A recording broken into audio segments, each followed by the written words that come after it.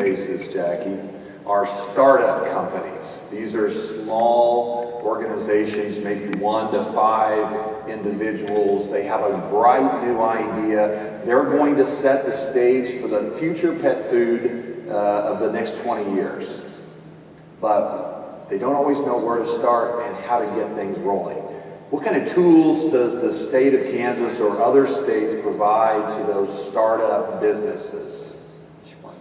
Well, obviously, any entrepreneurial effort, there's a lot of opportunities to take advantage of, and it's certainly a key word in today's business environment. Startup and entrepreneurs, you hear that everywhere. The first thing in Kansas you would do is call Lynn or someone on our ag marketing team and let us start working with you and find out exactly where you are in the process. Really depends on where you are. If you are at we've got a business plan and we've got an actual model or test product that we're ready to look at, or if it's just an idea, where you're at is a different starting place, and that's our job to help you figure out. One of the things that we are excited from the state perspective to partner with is our universities, and I'm a K-Stater through and through, but I'll also mention that we have great entrepreneur programs in different corners of the state. I just visited Fort Hays State and sat on their Ag Entrepreneurs panel, and they are doing a lot of great things as well, so we have some good opportunities there with universities. And then our new Secretary of Commerce, Antonio Suave, who's been with the agency and with the state since December, is also developing a new program that we're going to have the opportunity to work directly with folks in the areas of startup. I've spent some time talking to folks who've done startup in other states and asking what do we need to do better. And what we found is that it's not only the incentives pieces that Lynn went through, but it's actually the human resource connection. Connecting those entrepreneurs with potential partners, potential investors, people who have other good ideas, or people who've been where they were just a few years ago, and that's part of where you're going to see an increased Kansas emphasis.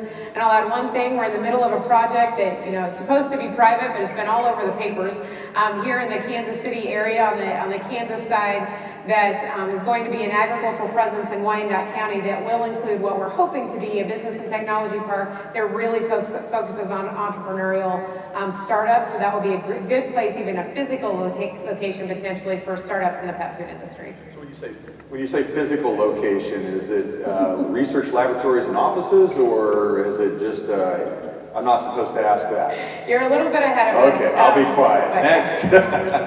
Fair enough. Other questions? I don't want to hog the microphone here.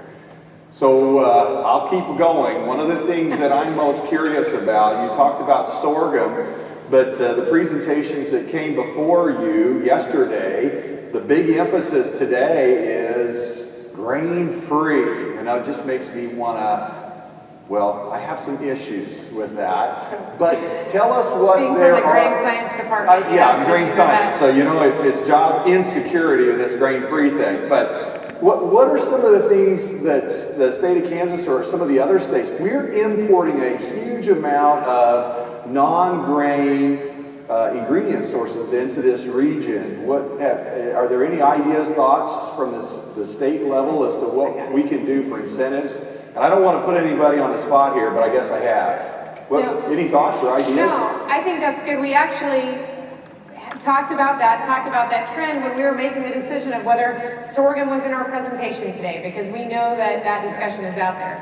What we also know is that, like in any business, you have consumers all across the continuum. And you have the folks that, for whatever reason, are going to want a grain-free product, whether it's a health issue related to their animal, whether it's their own personal perceptions, whether it's good marketing, whatever it might be that has led them to that decision. The consumer is always right? So you've got those, you're going to always have that need for the grain-free product. What we don't see happening, and you all are bigger experts at this than I am, but we don't see that replacing the protein-based or the grain-based products either. And so we still are going to need to continue. And as we see the pet industry grow and the pet food industry grow, that continuum is not going to it's not going to shrink, it's going to get larger. So you're going to have different consumers with different needs.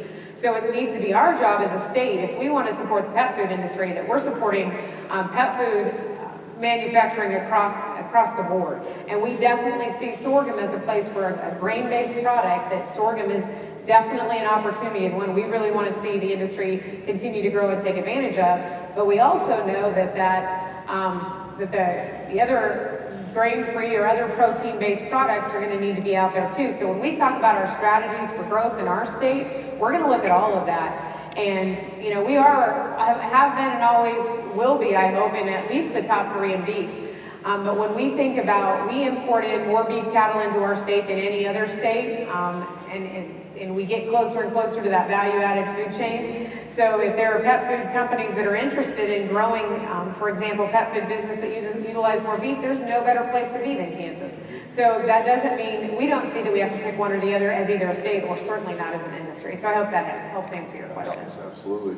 So I'm going to direct this question to Lynn. Lynn, you just went on a whirlwind tour to the other side of the globe with the folks from Watt and but from the state of Kansas. So what was that about? We were fortunate to be selected for a STEP grant, which is the State Trade Export Program grant, and our team was instrumental in putting that together so we could institute a trade mission out to different areas around the world. And what that did was we selected Pet Food Asia, and so we went to Bangkok, Thailand, at the end of March, and we were able to take 2 different companies from the state of Kansas that had applied, and we took 2 reps from each company. So shout out to the Bill Barr Company for allowing 2 of their people to go, as well as Horizon Systems. And we attended the workshops there for Pet Food Forum, as well as Vic Tam's trade show, which was all about manufacturing equipment and such. And what this allowed these companies to do is, first and foremost, they were able to meet with some clients that they already had that they may never have been able to meet face to face, but it also let them explore other exporting opportunities that were available to them around the world.